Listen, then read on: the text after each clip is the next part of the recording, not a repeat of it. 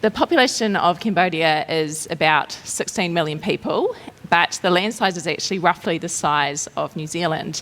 So you might imagine that Cambodia feels really overpopulated in comparison to New Zealand.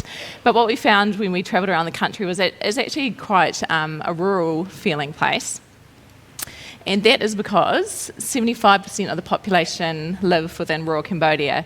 So the capital, Phnom Penh, has about 2 million people, roughly the same size of Auckland, but everyone else is dispersed throughout the countryside. And these pictures here are just a bit of a snapshot of life in Cambodia. That one on the top right-hand corner is a typical rural country house, and what it serves is two purposes. The first one is during the rainy season. You would have seen the floods in Phnom Penh. Well, there's similar flooding in the countryside as well, and the house is built on stilts so that people can be upstairs nice and dry during the rainy season. But during the hot season, they come downstairs and use it as a shady area, do all their cooking down there, get a bit of a nice breeze, usually have hammocks set up down there and they can sleep down there. And then the picture on the left-hand side, the lady squatting down there with a kind of scarf over her head is actually a IMF missionary, and she's cooking breakfast for a youth group camp way up in one of the tribal areas. And I always really admire this lady because I can't imagine trying to cook over fried eggs over an open fire there. So yeah, she's a pretty special lady. We, of course, didn't live in the countryside. We lived in Phnom Penh, which is the capital of Cambodia. The top left-hand picture there is a typical traffic scene. So most families get around on a motorbike or a scooter, and you would have seen in the video that Simon had our two kids there on the back. So that was to do the school run there, and 3 days a week he would actually have 3 kids on the motorbike. Thankfully not going through traffic quite so bad as that. But he did go over some pretty gnarly looking mud roads during the wet seasons. And the picture on the right where you see Bethany, our daughter there, is actually a picture of our street in our neighbourhood. And you can see there all the houses are all really close together. And you actually share a wall with your neighbours, which could be really interesting because we lived next door to a lovely family that had 2 beautiful, quiet girls, but unfortunately they lived next to us and our 3 rowdy kids, and they could definitely hear the noises coming from our place. And we really loved living in this neighbourhood. It's actually a Cambodian middle-class neighbourhood, and it's probably in that whole kind of, it's a giant cul-de-sac, and maybe about 400 households live there. And it gave us just a really awesome opportunity to immerse ourselves in Cambodian culture and get to know how Cambodians live. And right across the road opposite us was just this really lovely family. You would have seen Joel on the back of a motorbike there with an elderly Cambodian man. And they were just our favourite family that really kind of took us in under their wings. It was a young mum who was a Christian, but her parents were Buddhist, and she was actually a widower with 2 young children, and her parents had come to live with her, and it was Joel's favourite place to hang out. So every now and then Joel would go missing and would be like, "Where's Joel? Where's Joel?" And we'd go out and check with them first because they had a television, and Joel absolutely loved that television. He'd be sitting there in front of the TV and Grandma would be feeding him rice. Everything's in Cambodian, but he didn't care. There was a TV there, so he was happy. Cambodia is just a country of extremes. You'll see the top left-hand photograph there is a big mall that they have in the capital in Phnom Penh, and it really just rivals anything that we have here in New Zealand. The first time we went there, we were just absolutely blown away because they actually have a little mini theme park at the top level where they have all these little roller coaster rides and just kind of the things you'd see at Rainbow's End. And then the bottom left-hand picture, I think, is a Lamborghini, but I'm not that great on flash sports cars. But it's a picture that Simon just snapped outside a local cafe. And the thing is that in Cambodia, well, in Phnom Penh at least, the roads are just so terrible. They're full of potholes, and there's no way you can go more than 50 kilometres per hour. So a car like this is more of a status symbol, just to show how much money you have. It's not to race or go anywhere fast. And then you'll see that on the right-hand side, in contrast, there are people living right next to open sewers. What we call them is blackwater streams. So there's actually one that ran parallel to our kids' school and has all those kind of not so nice smells that you can imagine comes from an open sewer. And that bottom photo there of the kids in the cart, these are actually the children of rubbish collectors. So they are the poorest of the poor probably in Cambodia. And you see mums walking around Phnom Penh, pulling these trolleys behind them, filled with recyclables, and often having a little toddler balanced on top. And they just walk around the city for 12 hours a day, picking up these recyclables and making probably less than $1 a day to live on. So it's quite a heartbreaking sight to see the level of poverty that's in Cambodia as well. Now, we'd often like to give a brief history of Cambodia because we feel that it really just helps to give an understanding of why Cambodia is like it is today. So the left-hand picture is a picture of Angkor Wat, and this is the largest religious memorial site in the world, and it's actually was built by Hindus that came from India. So Cambodia today is a Buddhist country, but historically it was Hindu, but even before that it was animist, so there was a lot of spirit worship. And then on the right-hand side is a picture of the killing fields. And a lot of you might know that during the late 1970s, a communist group took over Cambodia, and there was a period of 4 or 5 years where the country was locked down and about 2 million people were killed in a genocide. And it absolutely just shattered the social fabric of Cambodia, and the impact of that is still felt today. So here's some shots of modern Cambodia, and just, I guess, carrying on the thread of the historical impact. The right-hand picture, these kind of funny-looking scarecrow men started popping up at the beginning of last year. And when we asked around, we found out that these scarecrows are meant to scare away the COVID spirit. So people protecting their homes and families from coronavirus. Then the left-hand picture is Micah just having a look at this huge statue of Buddha inside one of our local Wats. And as I said before, Buddhism is actually a fairly recent import into Cambodia. And what we witnessed when we lived in Cambodia is actually that animism and, I guess, spirit worship is actually probably more important in the day-to-day life of Cambodians than what we might traditionally understand as Buddhist practice. So often you go to your local supermarket or dairy and there would be like a little shrine there, and they would have incense burning, and they would have maybe a coffee offering, so like a nice looking flat white or latte. During Chinese New Year, they might even have a whole roasted pig. And we actually had quite a few problems because Joel is our super curious little boy, and he would see these brilliant, lit up, fancy little shrine things and want to start picking pieces off it. We never knew quite what to do, apart from trying to avoid them. And but he kind of got the nickname as the idol destroyer within our family. And then this top left-hand picture, this used to be like a sleepy little coastal town where missionaries used to love to go on holiday. But because of the Khmer Rouge, the whole economy was absolutely decimated, and Cambodia just had no economy left, so they encouraged a lot of foreign investment. And this particular town has a lot of investment from China because Chinese tourists needed a place to come and gamble. So most of these buildings were all associated with the gambling industry, and it's absolutely completely changed this local community and just brought along a whole lot of other vices that you might imagine would come along with the gambling industry. So it's been a real challenge for Cambodia to seek improvement of their economy, which of course they'd want to, but balancing it around how it will affect their culture long term. And then this bottom left-hand corner photo here of the lady sitting outside this, I guess, is got a real soft place in my heart, because what this picture is of a local, what they call a KTV club or a karaoke club, and you see them all around the cities. But in reality, most of these places are actually brothels, and they have a whole lot of really young girls that look, barely teenagers, that are sitting outside on their cell phones just waiting for customers to come.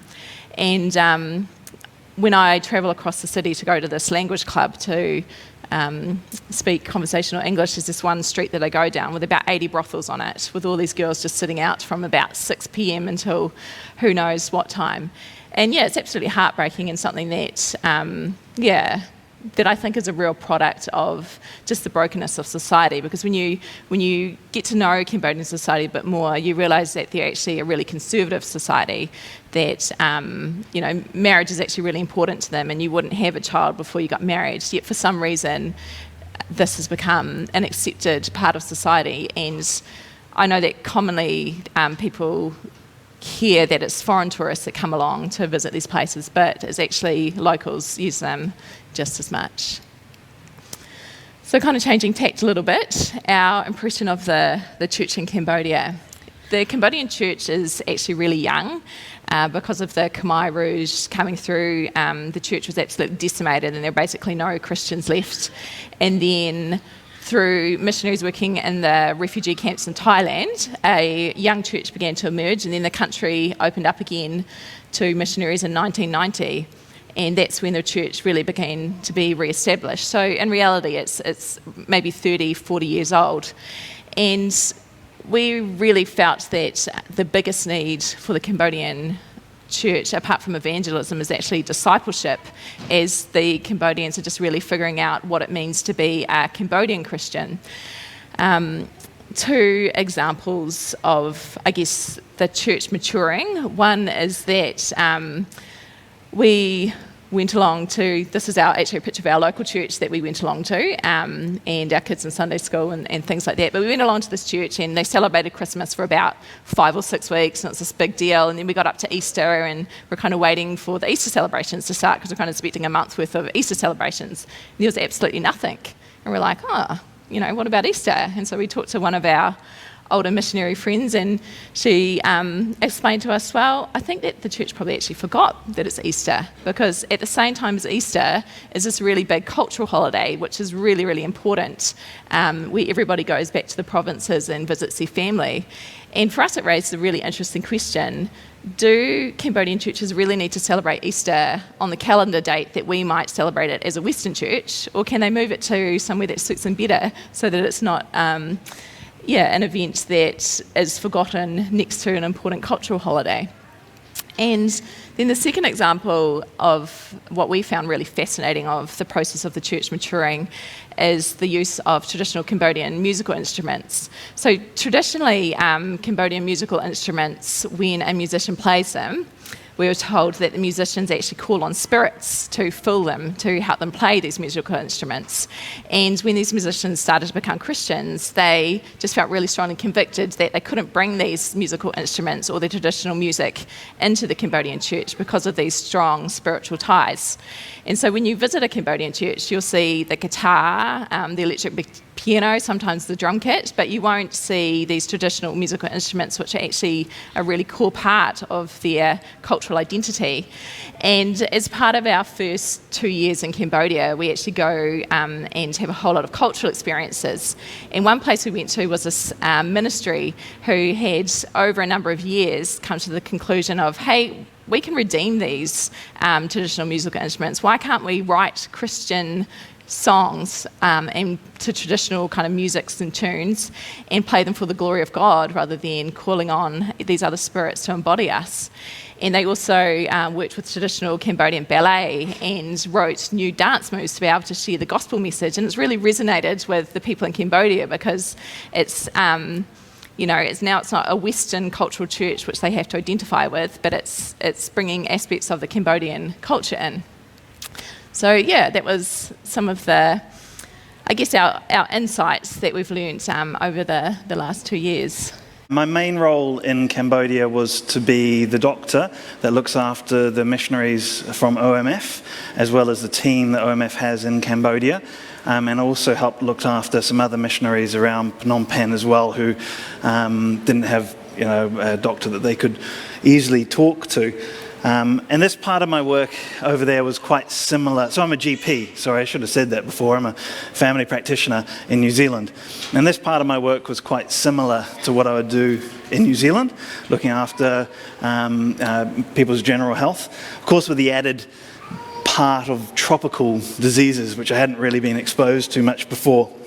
And of course, in my first year there was a dengue fever epidemic in Cambodia, and they had about 10 times more dengue fever than they'd ever had in previous years. So we actually had 6 of these people in hospital in a very short period of time with dengue fever, and then my daughter got it as well. And it can be quite a severe disease. You can have internal bleeding, and it does have a fatality rate around 1%. So it was quite a shock to the system to get used to tropical diseases all of a sudden. One of the differences from my work here compared to what I was doing in Cambodia is the health system in Cambodia has only, again, been around for 30 or 40 years. When the Khmer Rouge came through in the late 70s, 80s, they killed off most of the educated people, and that included the doctors. I think there were only 50 doctors left in the country at the end of the Khmer Rouge time, so they had to completely rebuild the whole system of medicine. So it's only about 30 years old, and a system that's young doesn't really connect well together. There are things that don't really work very well. So the big part of my role was helping these guys navigate healthcare in the Cambodian context, trying to keep them on the field for longer, trying to keep them healthy so that they can do their ministry as well as possible. So often I would accompany these guys to hospital and talk with the doctors there, make sure they got appropriate treatment. Occasionally when you go to a doctor in Cambodia, you would just get a bag of pills without any name of what the pills were, and you just take 1 or 2 of these a day, and you don't ask questions because the doctors are the boss, and you just have to receive what they tell you. So as I could go along with them and help them negotiate that and help them and talk to the doctors, and it was nice because they knew I was a doctor, so they would respect that and be able to come to a shared conclusion about what's going on with them. So that was my main role in Cambodia there. But what I really enjoyed doing was working with these guys. These are Cambodian doctors. There's about 30 of them, and they're all Christian. They're all young doctors working in Phnom Penh that have become Christians over the last 10 years or so as a result of missionary doctors going into the universities initially and then following them up at hospital. So this is a Christian medical fellowship in Cambodia. And this was my favorite part of working there. So I got to help facilitate their meetings and do some Bible teaching, do some medical teaching with them, and just get to know them and get to fellowship with these guys. So we'd meet once a week or once every 2 weeks, depending on how busy everybody was, and we'd go away on camps and we'd have conferences, and it was a great time getting to know these guys. And I have utmost respect for these guys because I think all of them were actually first-generation Christians.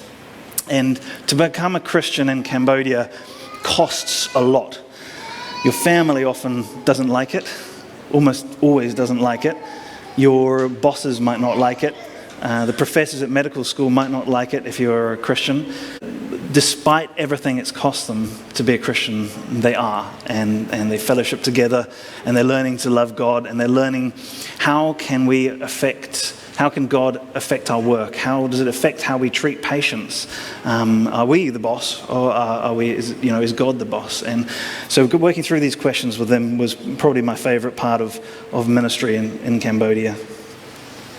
So with these guys as well, we'd go away to some of the villages and do outreaches, medical outreach, into villages that don't have medical care. So this is just a picture of us in one of those. Oh, I'm losing it. Okay. There we are. Yeah, so one of the villages here just doing some medical care. And we did that quite a few times. Now over here, I also got involved in some dental outreaches as well. So don't tell the Dental Fellowship of New Zealand, I'm not a dentist. But I am a health professional, so I could be introduced to the ideas quite quickly and help out there. But just one hint, if you do have something wrong with your mouth, go to a dentist first, not a GP, okay? Helps me, it'll help you too, yeah.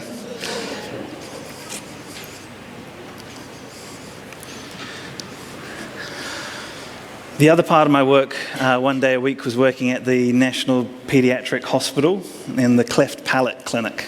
So the babies that were born with cleft palates would come through this clinic, be assessed, and end up getting surgery at some point. And I was just providing general pediatric care to those babies. Often babies with cleft palate will have other conditions like heart conditions, kidney conditions, genetic conditions, and the idea was that I'd be able to help pick those things up and get them treated as well. So one day a week I'll go to the pediatric hospital, which was swelteringly hot, and usually come out completely dripping. But we got to see these beautiful babies, see them through their surgery, see associated conditions treated, and it was a real treasure to be able to do that. This lady here I just want to boast about. This is Chana. This is a sister who's a Christian, first-generation Christian nurse in her 20s. She was working with me as a translator, and part of my role was to try and train her up. She'll be able to continue the clinic when I was gone. Her faith blew me away. So one day we had this baby brought in who was blue, hardly breathing, heart rate you could almost not feel. I've never had a baby brought to me like that as a GP, because most people in New Zealand would know this baby is really sick and needs to be in hospital. So we quickly identified there's probably a heart issue going on here, and we rushed them to the emergency department. And as we were going to the emergency department, Chana was talking to the mum, and overhearing the conversation, she was saying to the mum, we need to trust Jesus. We need to pray to Jesus, who can heal your baby and can help you through this. And just listening to that as I was going to the ED it blew me away, that in the time of desperate need for this mother, who was very upset by that point and told her what's going on, Chana was relying on what she knew was powerful and true in her life, and sharing openly with this woman who's in, a state of shock and grieving. And, that just really spoke to me of her faith and challenged me as well. As a New Zealand doctor, how can I get some of that for my patients here as well? Just a bit of a boast about my sister in Christ, Chana, here. Now, this is a picture of that baby, actually, coming back to see us 3 months later after they were discharged from hospital, had major cardiac surgery. And you see the mum, she was really happy. She came in to say thank you, and just to talk to us and show us that the baby is doing well. So we were really happy to see her. That's a story that will stick with me for a long time. If you want something to pray for Chana, that she'll continue to be able to show her faith to her patients as she sees them.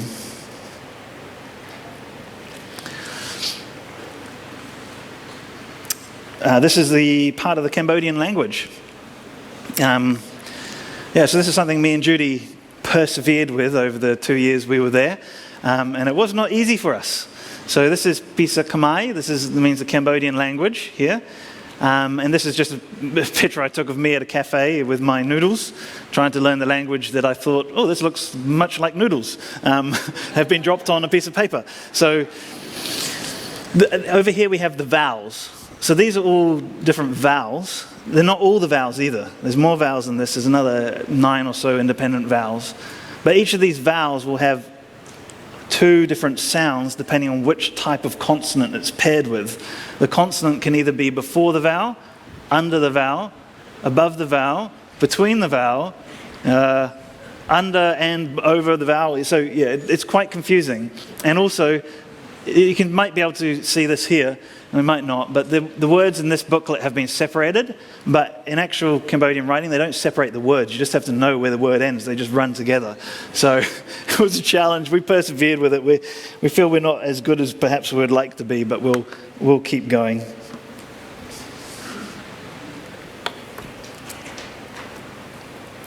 So hopefully that helps give you a bit of brief understanding about what we're doing, and just something about what we learned while we were over there. And I want to read this part because it took me a while to try and articulate what I was feeling. But so I know that when we look at these pictures and videos, it can seem that it was a bit of an adventure that we've been on, and that's the nature of pictures. You take the ones that are exciting, the ones that are flashy, and you put them up on Facebook.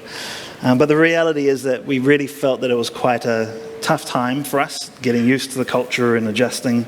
There was so much for us to process.